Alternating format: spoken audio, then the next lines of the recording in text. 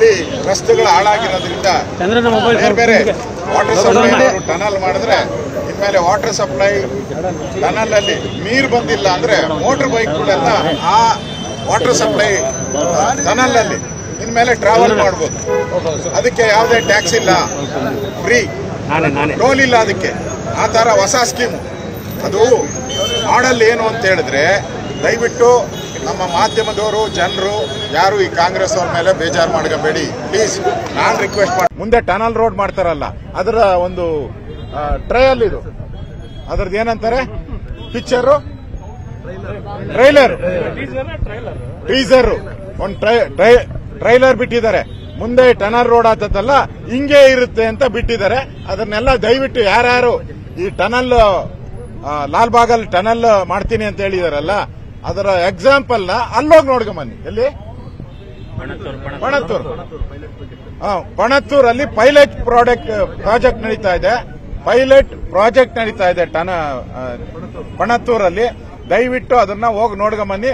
ಅದು ಓಕೆ ಆದ್ರೆ ಆಮೇಲೆ ಇಲ್ಲಿ ಯಾಕೆ ಅನ್ನೋ ಪ್ರಶ್ನೆ ಬರಲ್ಲ. ಇದನ್ನೆಲ್ಲ ಕೊಟ್ಬಿಡೋಣ ಆಮೇಲೆ ಅವ್ರಿಗೂ. ಅಲ್ಲೂ ಹೆಂಗಿರ್ತತೋ ಇಲ್ಲೂ ಹಂಗೆ ಮಾಡಕ್ಕೆ ಹೇಳೋಣ ಅವ್ರಿಗೆಲ್ಲ. ನಾಚಿಕೆಗೇಡಿನ ಸರ್ಕಾರ ಇದು, ನಾಚಿಕೆಗೇಡಿನ ಸರ್ಕಾರ. ಇವತ್ತು ಫುಟ್ಪಾತ್ ಅಲ್ಲೆಲ್ಲ ಓಡಾಡ್ತಾ ಇದ್ದಾರೆ. ಫುಟ್ಪಾತ್ಗಳೆಲ್ಲ ಹಾಳಾಗಿ ಹೋಗಿದೆ, ಬಿದ್ದೋಗಿದೆ. ವೆಹಿಕಲ್ ಓಡಾಡಿ ಫುಟ್ಪಾತ್ ಎಲ್ಲ ಬಿದ್ದೋಗಿ ಯಾರು ಕೂಡ ಫುಟ್ಪಾತ್ ಅಲ್ಲಿ ಓಡಾಡಕ್ಕಾಗಲ್ಲ, ಎಲ್ಲ ಮೋರಿಗೆ ಬೀಳ್ತಾರೆ. ಈ ಸರ್ಕಾರ ಬಂದ್ಮೇಲೆ ಕಳೆದ 2 ವರ್ಷದಲ್ಲಿ ಏನು ಹಣ ಬಿಡುಗಡೆ ಮಾಡದೆ ಜನರಿಗೆ ಮೋಸ ಮಾಡಿದ್ದಾರೆ. ತೆರಿಗೆ ಮಾತ್ರ ಜಾಸ್ತಿ, ತೆರಿಗೆ ಮಾತ್ರ ದುಪ್ಪಟ್ಟು.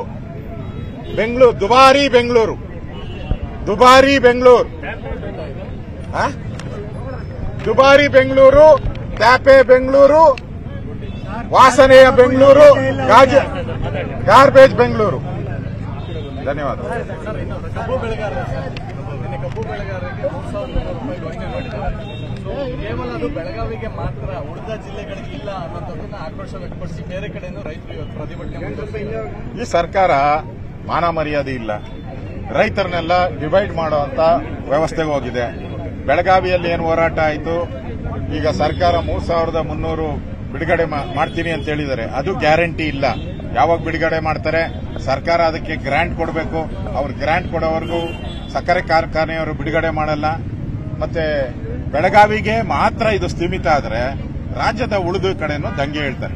ಈ ಸರ್ಕಾರಕ್ಕೆ ಏನಾದರೂ ಮಾನ ಮರ್ಯಾದೆ, ಕಾಮನ್ ಸೆನ್ಸ್ ಇದ್ರೆ ರಾಜ್ಯದ ಪೂರ್ತಿ ಇದರ ವಿಸ್ತರಣೆ ಆಗಬೇಕು.